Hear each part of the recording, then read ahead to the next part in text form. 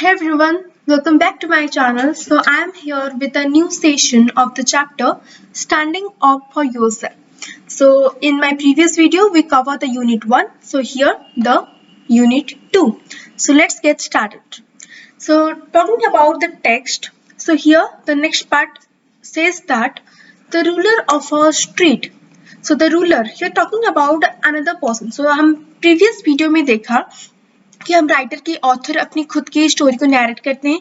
तो उन्होंने पहले अपनी फैमिली के बारे में बताया था कि उनके फादर मदर उनके पास नहीं रहते थे, उनका डिवोर्स हो गया था। फिर उन्होंने अपनी एजुकेशन के बारे में बताया था कि उनकी एजुकेशन कैसे अपनी स्ट्रीट के ऊपर डिपेंडेंट हो गई थी। उन्होंने स्वेर स्पिट ये सारी चीजें उन्होंने अपनी स्ट्रीट से सीखा। Okay, so now moving towards the next part, the ruler of our street. So what is the meaning of ruler? Ruler ऐसे इंसान होते हैं जो हमें रूल करती हैं।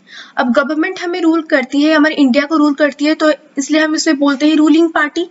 सबने सुना होगा। ऐसे ही जो हमें रूल करते हैं वो हमारे रूलर होते हैं। The ruler of our street, जो राइटर जिस स्ट्रीट में रहते थे उनका जो रूलर था, कौन था ruler? Was the boy of about 16। एक लड़का था about the age 16 years old का एक लड़का था जो उनकी स्ट्रीट पे रूल करता था, उनकी स्ट्रीट का राजा था। Who nicknamed Red, जिसका निक नेम था रेड। उसका अच्छा नाम क्या था ये तो हम मेंशन नहीं है बुक में, लेकिन उसका निक नेम था red. Okay, he was the ruler of the writers street. Okay, now talking about red's appearance, उसकी बॉडी स्ट्रक्चर कैसी थी, वो कैसे दिखने वाला था, कैसा उसका मैनर था स्ट्रीट के प्रति, कैसे वो अच्छा था या फिर बुरा था, इसके बारे में थोड़ा सा पढ़ेंगे। So red was big and broad shouldered beyond his years. Beyond his years means उसका 16 years old था, तो 16 years में एक बॉय जितनी उसकी अपीयरेंस होगी, जितनी स्ट्रक्चर होगी, उससे ज्यादा उसकी थी, उससे ज्यादा वो हेल्दी था, उससे ज्यादा उसकी ग्रोथ थी। सो रेड वाज बिग, जितनी उनकी एज में लड़कों की जितनी हाइट होनी चाहिए, जितनी स्ट्रक्चर बॉडी स्ट्रक्चर होनी चाहिए, उससे वो थोड़ा सा बड़ा था एंड ब्रॉड शोल्डर्ड था। So Red was big and broad shouldered beyond his years. उसकी एज के कंपैरिजन में वो थोड़ा सा हेल्दी था। Red walked masterfully. So here Red की वॉकिंग के बारे में, उसकी कैसी चलन है हमारी स्ट्रीट में, उसके बारे में राइटर ने कहा है। Red walked masterfully. So here the meaning of masterfully is not caring about others. So he was a ruler. So why he supposed to care about others? So he walked without caring for others. So Red walked without caring for others means masterfully up and down the street. Street में ऐसे ही without caring anyone like a attitudeful walk में वो चलता था। Legs wide and with a slightly rolling gait. Legs को wide करके and with a slightly rolling gait. अब rolling gait का meaning होता है, rolling meaning of rolling is a side to side movement, एक side to side movement करके चलता था, and gait meaning is manner of walking. Okay, so he was walking with up and down the street masterfully with legs wide and a slightly side to side movement. Okay, like a seaman on his deck. तो इसमें red को हमने compare किया है अ seaman के साथ, like अ seaman. सो seaman means जो ship में जो मैन काम करते हैं उसको हम सीमैन बोलते हैं, like a seaman on it's deck. The meaning of deck is the floor of ship. Okay, so ship के फ्लोर में जो सीमैन होते हैं वो ऐसे ही चलते हैं, उसके साथ रेड भी ऐसे ही अपना वॉक करता है masterfully with legs wide and a slightly side to side movement up and down the street. That's about the Red. Words masterfully not caring about others. Rolling means a side to side movement. Gait means called a gait is a manner of walking. Okay, deck is called the floor of ship and seaman is walking on the sea. Okay, next stanza. Not stanza, it's next paragraph. From under his cap, तो उसकी अब appearance की बात करते हैं। अब पहले हमने उसकी वॉक के बारे में देखा, अब उसकी बॉडी में क्या क्या क्या क्या उसने पहना था, उसके कैप कैसा था, उसका हेयर कैसी थी, इसके बारे में थोड़ा सा डिस्कस करें। फ्रॉम अंडर हिज कैप, तो उसने एक कैप पहना था।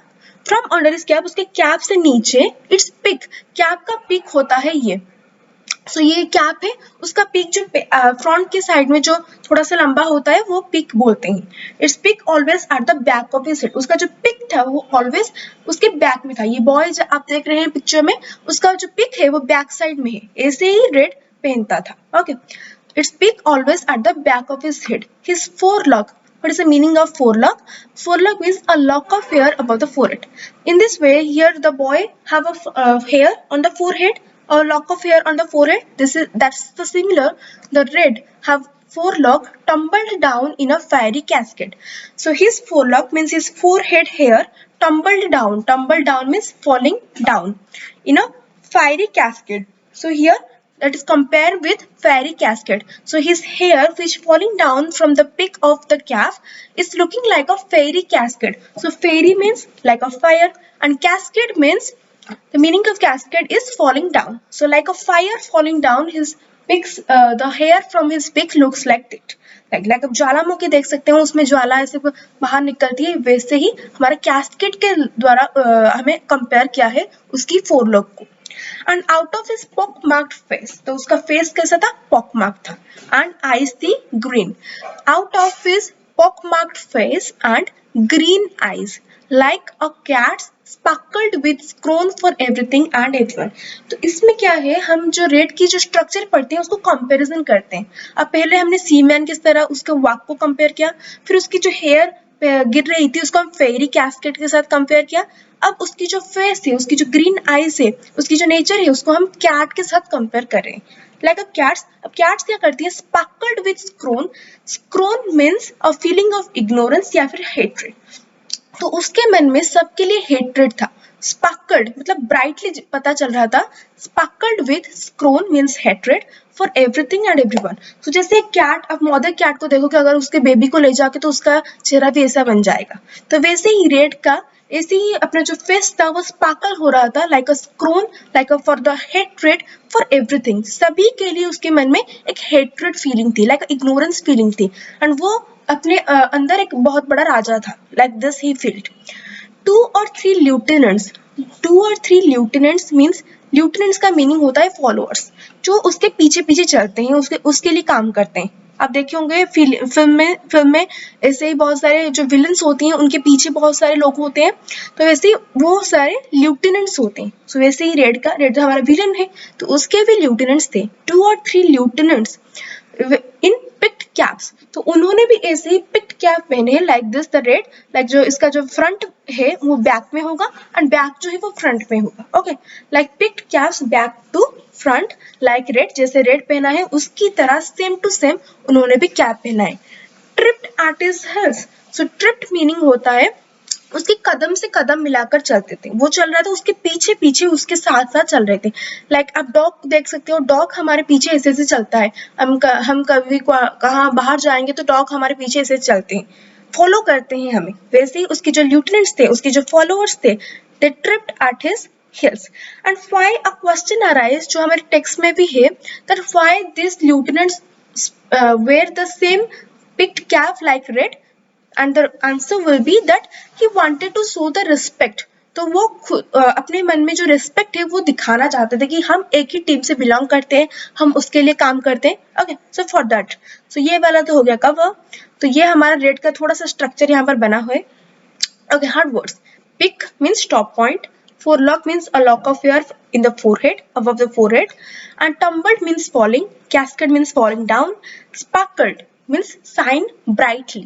Scroll means a feeling of ignorance या फिर a hatred feeling. Lieutenants होती हैं follower. Tripped होता है catch one's foot on something. एक person की foot को देखकर उसके साथ चलना. Okay, moving towards the next paragraph. Red could stop any boy. तो रेड ऐसे वॉक करता था एंड वॉक पे जो भी लड़का उसके सामने आता था, red could stop any boy and say impressively the one word money. सो उसको रोक देता था, फिर बोलता था मनी. ऐसे हैंड को ऐसे मूव करके स्टाइलिश वे में, इंप्रेसिव वे में उसको मनी डिमांड करता था. His lieutenants, उसकी जो फॉलोअर्स होते थे, उसकी जो चेले होते थे, वो turn out the boys pocket. वो उसकी जो बॉय जो उसको पैसा मांगा रेड ने, उसकी जो पॉकेट सारे खोल देते थे. If he registered they beat him of heart. तो पहले रेड इसे डिमांड करता था मनी, अगर वो रेजिस्ट करता था, उसको मना कर देता नहीं मैं नहीं दूंगा, फिर उसके जो ल्यूटेनेंट्स होते हैं उस पर टूट पड़ते हैं, उसके पॉकेट से ढूंढ कर पैसे लाते हैं, अगर उसने फिर मना कर दिया तो उसको बहुत जोर से मारते थे। Okay, Everyone was afraid of Fred. तो ऐसा करेगा तो सभी उससे डर जाएंगे ना, तो ऐसे रूलर था, उसकी स्ट्रीट था, तो everyone was afraid of Fred.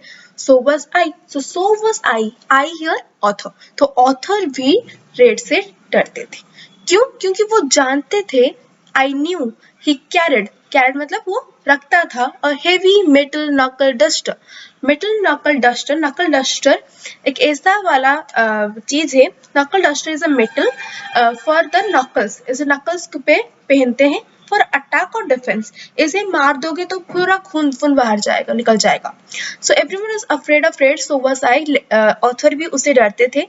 I knew क्योंकि वो जानते थे ही कैरिड अ हेवी मेटल नकल डस्टर इन हिज पॉकेट, वो पॉकेट में ये नकल डस्टर हमेशा कैरी करता था, अगर कोई उसे कुछ बोलेगा तो उसे निकाल कर मार देगा। Okay, so that's the chapter, ये यूनिट 2 कंप्लीट है। अब क्वेश्चंस पे आते हैं, interest questions. What made red look older than he really was?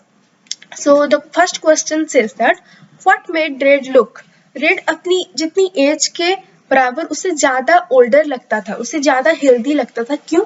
Although Red was 16 years old, Red हमारा 16 years old का था, फिर भी he was very big and healthy and he having the broad shoulder. तो उसकी जो body structure थी उसके एज के कंपैरिजन में थोड़ी सी डेवलप थी, उसका ज्यादा ग्रोथ था। अब he was very big, healthy and having broad shoulder, which made him look, जो उसे बनाता था थोड़ा सा older than he really was. First question complete. Second question, how did he roam in the street? तो वो कैसे स्ट्रीट में चलता था? He roamed means वो चलता था। Masterfully means not caring about others. He roamed masterfully up and down the streets without caring anybody. किसी को कुछ केयर नहीं है, बस अपने धुन में चलना था। Without caring anybody, with wide legs को wide करके and also a slightly side to side movement करके वो चलता था। He roamed masterfully up and down the streets without caring anybody with wide legs and also a slightly side to side movement. Okay. Now moving to the how did he dress himself? उसकी dress के बारे में हमें बताना है।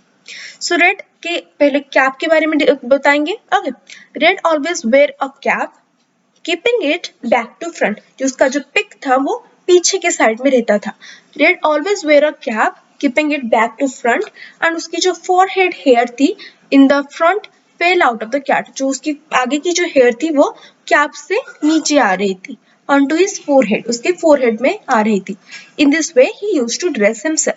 आप चाहे तो कुछ और लिख सकते हैं, बुक में ये सारी हमें दिखाई देती है, तो you can say write in different ways. Did he intentionally dress and walk in the manner described? ये क्वेश्चन पूछता है कि हमें राइटर ने बताया कि वो ऐसे कैप को ऐसे पीछे के पहनता है, ऐसे स्टाइलिश वॉक करता है, तो डिड ही इंटेंशनली, कुछ इंटेंशन है क्या, कुछ अच्छा कुछ इंटेंशन में ये सब पहनता है क्या?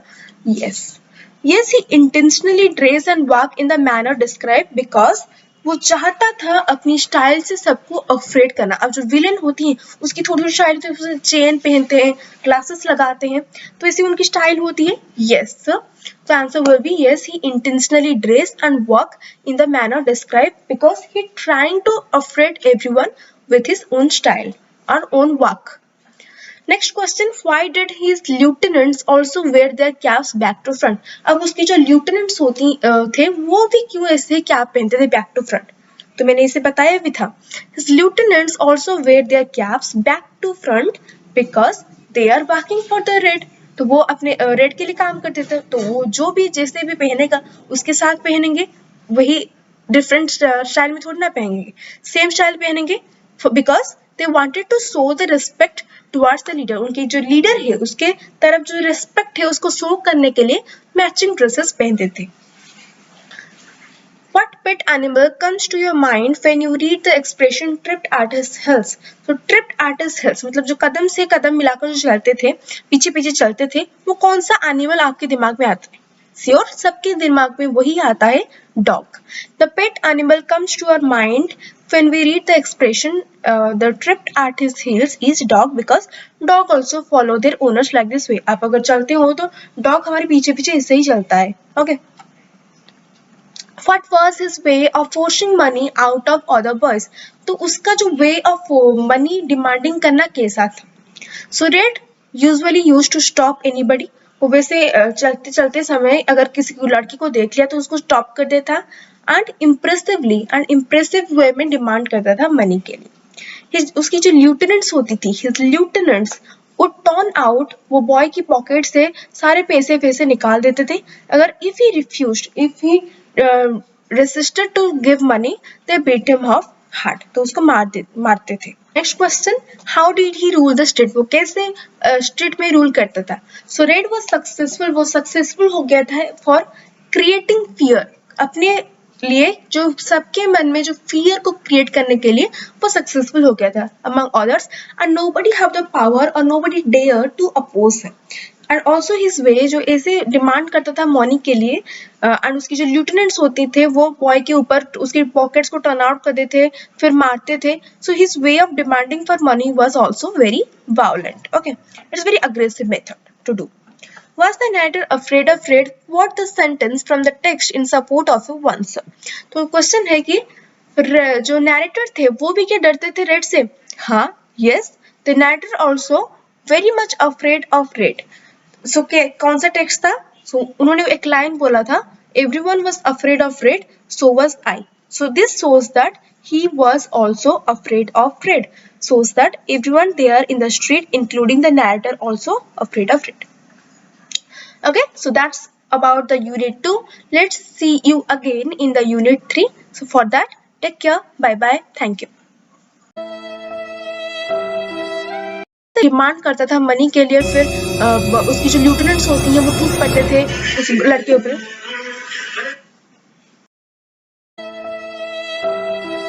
His lieutenants would turn